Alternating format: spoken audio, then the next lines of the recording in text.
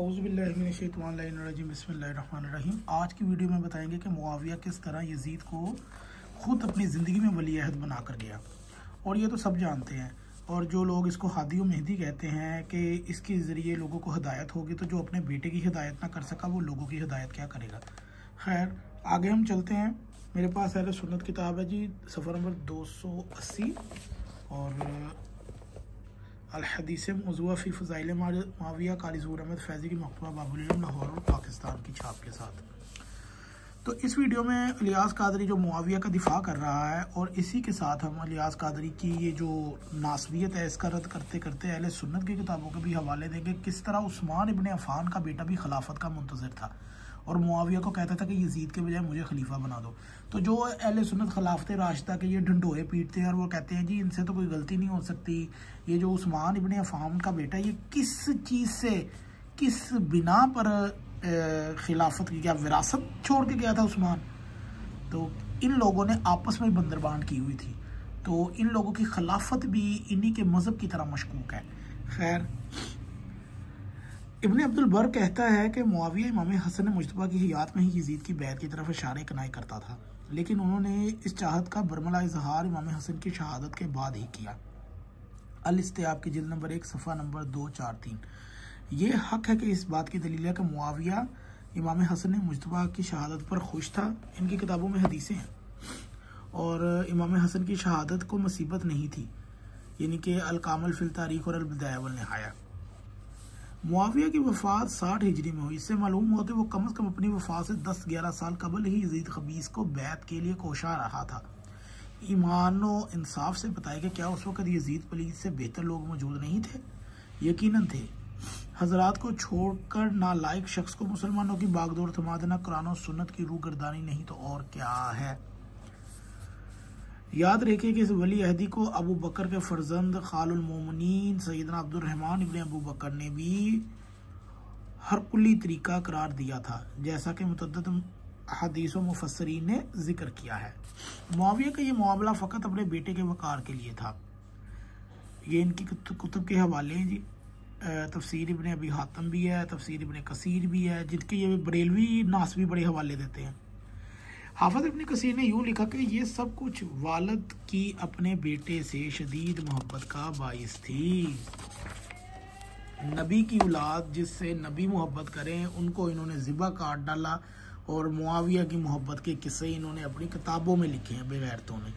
और अल्लामा अब्दुल रशीद नोमानी की इबारत के ज़मन में यूँ लिखा कि मगर मुआविया तो बस अपने बेटे के अज़ाज़ बख्शना चाहते थे।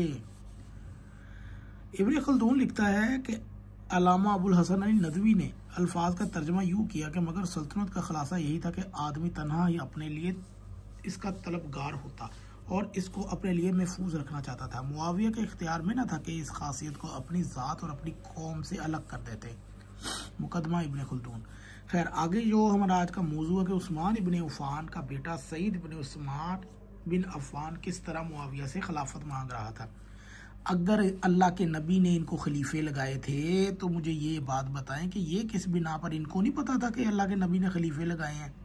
लिहाजा ये इनकी आपस की ही ये कारीगरी थी जिसमें इन्होंने अहले बैत को पीछे छोड़ा। यजीद के लिए राह हमवार करने पर सईद इब्न उस्मान इब्न अफ़ान ने मुआविया को अताब किया और इनसे मुतालबा किया कि यजीद की जगह उनको मुकर्रर करें। हत्ता कि ये भी कहा कि मेरे वालिद उस्मान गनी की तुम पर बड़ी अनायतें हैं। कैसी अनायतें हैं? उस्मान इब्न अफ़ान क्या नवाजता रहा है मुआविया को, और इन सब अनायतों की बदौलत तुम पर मर्तबा को पहुँचते हो, और तुमने मुझ पर अपने बेटे को मुकद्दम कर दिया, हालांकि मैं अपने माँ बाप और अपनी ज़ात के लिहाज से उससे बेहतर हूँ। आपको इसके अंदर एक और चीज़ बताता चलूँ कि उस्मान यानी कि सईद का बेटा उस्मान ये भी मुआविया के साथ था।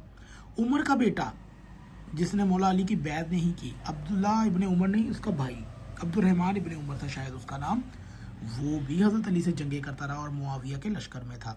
तो आप खुद ही हिसाब लगा लो कि ये खुलफा राशिदीन की औलादें ही बनी उमैया के तल्लक से थी, लाई ही इनको यूं ही थी। ये इनकी हकीकत से कभी नहीं छुप सकते, चाहे ये लाख उनको खुलफा राशिदीन बनाकर अपने मज़हब को सच्चा साबित करते फिरे। और तुमने मुझ पर अपने बेटे को मुकद्दम कर दिया, हालांकि मैं अपने माँ बाप और अपनी ज़ात के लिहाज से तुमसे बेहतर हूँ। इस पर मुआविया ने जवाब में कहा, तुमने जो मुझ पर अपने बाप के एहसान का जिक्र किया तो इसका इनकार नहीं किया जा सकता, और तुम्हारे बाप का यजीद के बाप से बेहतर होना भी हक बात है, और तुम्हारी माँ का यजीद की माँ से बेहतर होना भी हक बात है कि तुम्हारी माँ करशिया है और यजीद की माँ कलबिया है, तो वो इससे बेहतर है। और रह गया तुम्हारा यजीद से बेहतर होना, तो अल्लाह की कसम अगर मेरे सामने गोता शाम में एक जगह को तुम्हारी मिसाल शख्सों से भर दिया जाए, फिर भी यजीद मुझे इन सब से ज़्यादा महबूब होगा। अलविदाया वल नहाया।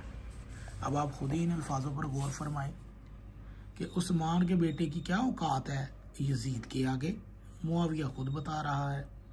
तो ये लोगों की सिर्फ कुर्सी की बंदरबाट थी जिसकी वजह से ये आपस में लड़ते रहे, और इन्होंने अहले बैत का भी खून खराबा किया सिर्फ अपने इक़्तिदार और सियासत बचाने के लिए। तो जो लोग इनको नेक और पाकबाज और ये ड्रामागिरी करते हैं, ये सब झूठ और फ्रॉड है। इनका भी इस्लाम से कोई तल्लक नहीं है, जैसे इन लोगों का इस्लाम से कोई तल्लक नहीं है। अगर आपको वीडियो अच्छी लगे तो इसे ज़रूर शेयर कीजिएगा।